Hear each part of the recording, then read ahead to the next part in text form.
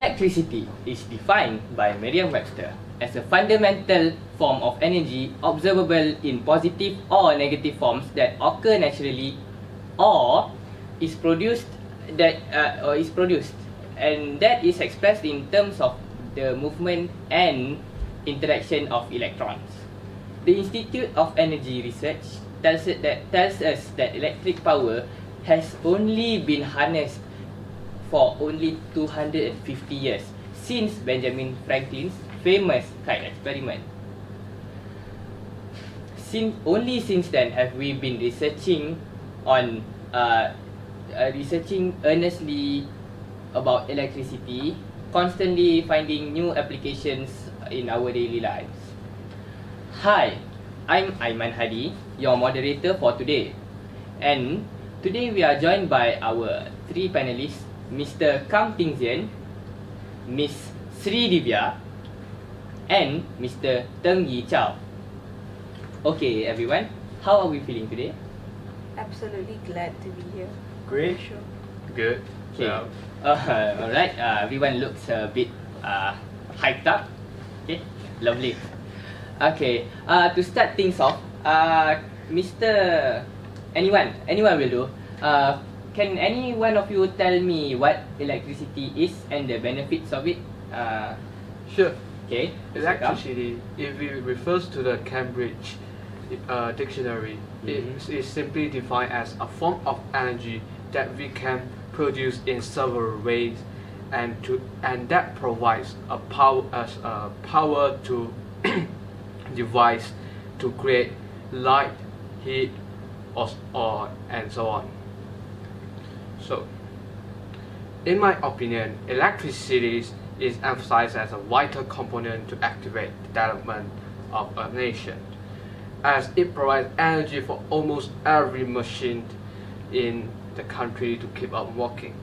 Billions of machines keep on working based on electrical energy, as it can convert to various types of energy if we use that we want to use. So being so convenient, we can conclude that electrical energy is one of the most important energy that we use in our daily life.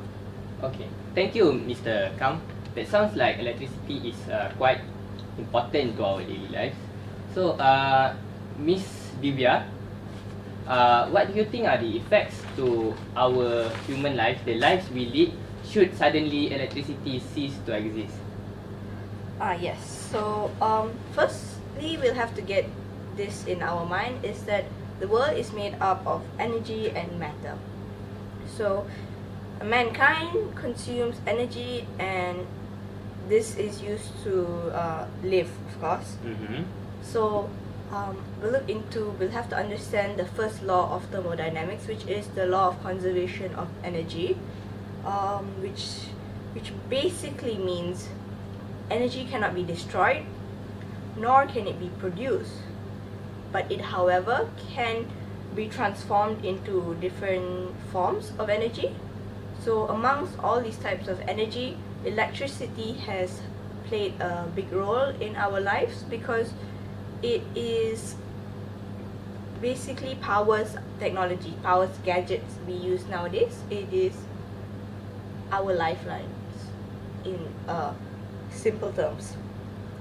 So humanity these days, or nowadays, we rely too greatly on technology for basic necessities like heat, water, food, entertainment, communication, and all of these technologies are powered by electricity. I'll give you all a simple example. If we had no electricity, we would not have water supply. This is simply because our water system nowadays is built and installed it is dependent on electricity. So meaning when we have no more electricity, we do not have any more water, and basically our livelihood is gone. Sorry for interrupting. Does this mean if I cut all the electricity in my house, then when I open the tap, no water will come out? It wouldn't be an instantaneous thing, because when I say water system, I mean how it is, where we get it from first, where it's collected. The source. Yeah, the source, Mm-hmm. and then distributed. So in the place where we do this, it's where Yeah. electricity is needed. Oh, okay. Yes. You mean the purification center? Yes, that. Oh, okay. Correct me if I'm wrong, but are you saying that electricity is basic in our modern lives is basically a basic necessity, same as the food and shelter? You're absolutely right. Studies have also proven that 50% of human beings cannot survive for 2 weeks without electricity, and 75% of people predict they would be dead if they do not have electricity for 2 months. Pardon me if I may. You may. Time has actually proven to us that we humans can live without electricity. The people until late 19th century actually lived depending on other forms of energy, such as steam power, Mm-hmm. manpower or animal power, and etc. Back then in BC, Rome, Greek and Persia actually did a marvelous job in handling their water. Although they did not produce clean water, they utilized irrigation of water from river to solve their demand in water supply. Sorry, but don't get me wrong, I'm not saying that without electricity we cannot survive, but I am saying that it would be a step back from where we have come right now, and life just wouldn't be as easy. We have all these advancements because we want life to be easier, and it would be a step back basically. Also, excuse me, Mr. Teng, I'm quite intrigued by what you said just now. So, how do you actually propose we live without entirely depending on electricity?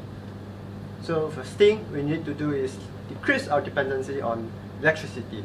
Mm-hmm. And then we need to explore and develop some other options. So for example, in rural area, there's some application that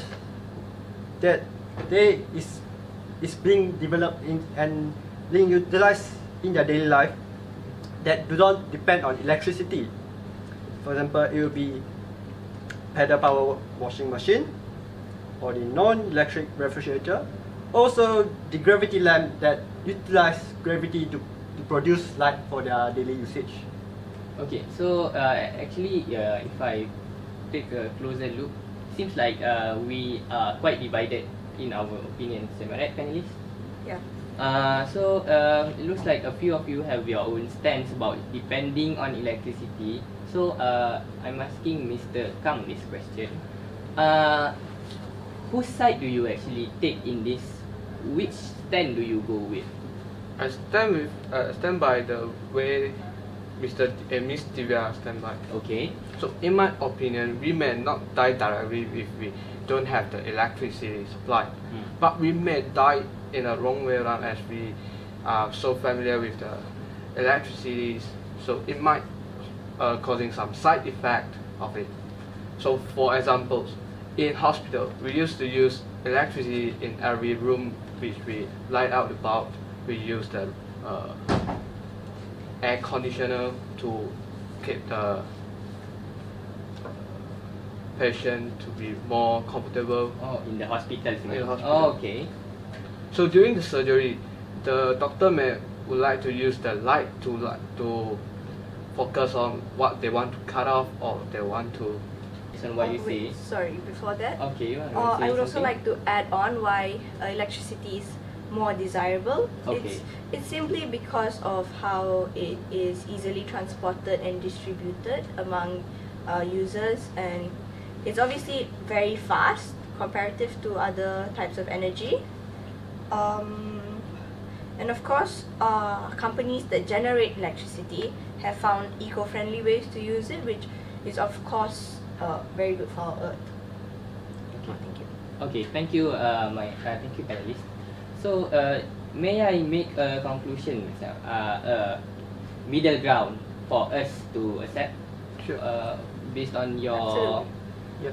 thoughts, how about I think it would be better if we go the middle way here. Okay, we accept that electricity, if it suddenly ceases to exist, if it suddenly vanishes one day, it will pose a great threat, a great risk to our normal lives, human lives as we know it right now. Okay, so we could reduce our dependency on electricity. Is that right? What you were Yes. saying? Okay, by researching and developing other areas of energy outside of electricity. Isn't that the most logical way that we could find more technology without depending on electricity? Okay, thank you very much. So, moving on to the next segment, what do you think the future holds for us in the field of electricity? What are the exciting new ideas that are being researched out there, being developed? Any one of you would like to start? Mr. Kam? In the future, we will use smart electrical grid instead of normal electrical grid. A smart electrical grid allows two-way communication, which allowed between the communication between the utilizer and the customer, or we call it user, by So- using the digital technology. Okay, so it means like there's a communication between the generators and the appliances at home. Is that right? For examples, maybe our computer only use 40 kilowatt per hour. I mean, but the generator give a 50 kilowatt per hour instead of 40 Kilowatt Kilowatt. hour, if I'm not mistaken. It's not kilowatt. per. Okay, sorry. It's kilowatt hours. So with this communication, we can reduce the 50 kilowatt hours to 40 kilowatt hours. So it is more convenient and more portable for our bill. So the smart grid concept is actually sounds very interesting. So why is it not implemented yet? The smart grid is quite expensive. It doesn't use the analog meter which we use right now, and it uses the electrical meter, which is we have to replace it and we have to pay for it. And the smart grid doesn't consist of only single component. It uses other various others component instead of one. For examples, that it's software, they need another instrument to So, guide do you it. know any place that has implemented this smart grid? For right now, I'm not sure because I don't know. Okay, so that it sounds very interesting, promising concept. So any more other concepts, any more ideas in the fields of electricity? Yes, from me, I have the graphene. Graphene. So basically what graphene is a 2D monolayer of carbon, in simple words. So graphene-based smart energy generator and storage devices are what we would look at for generation of electricity. Okay, it's like a new way of generating. Yes. Yes. And another alternative way to generate electricity. Yes. Okay. What it happens is we convert ambient energy, so it's surrounding energy, to electricity. This is considerably cheaper and more reliable actually. So we have a few ways graphene can be a material used in power generation, which is through moisture, flowing liquid, heat, friction, and pressure. So yeah. Okay. Temperature? Uh, You mean by heat? yes, heat. How about pressure? Pressure. How does it work by using the pressure and the temperature? Does it work together or it separate? Okay, so we have researchers in MIT in the US who have done made a prototype on the power generator. So what it uses is it uses graphene as a material in this generator. It converts the temperature, the fluctuation of temperature between day and night that we undergo.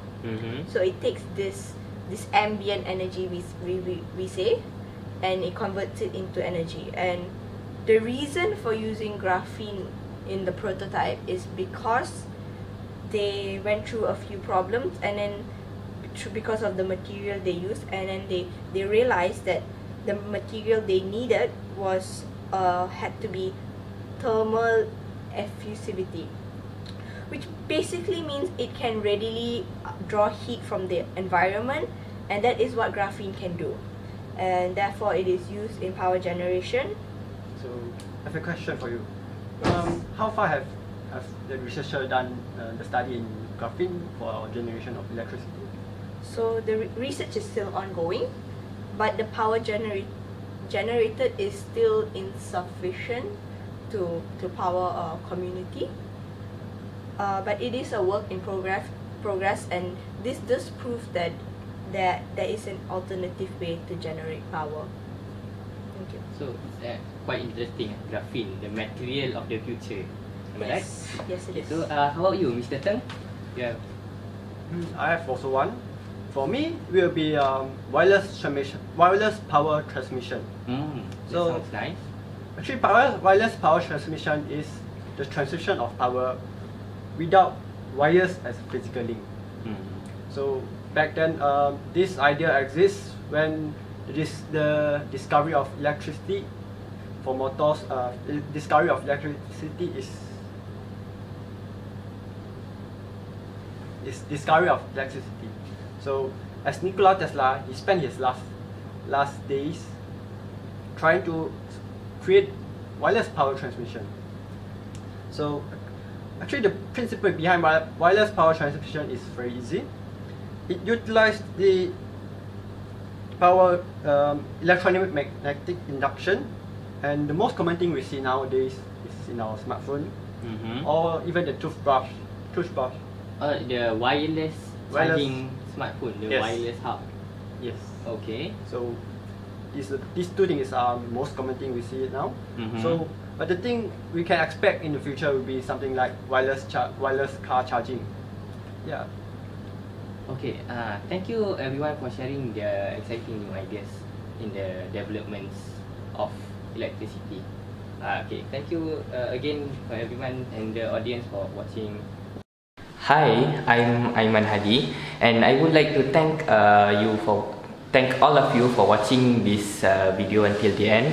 If you like this video, you might like the other video forums that this channel has to offer. It's about everything in engineering. And if you really enjoyed this video, please subscribe to this channel and leave a like in this video. This video is actually a project for us students in University of Southampton, Malaysia.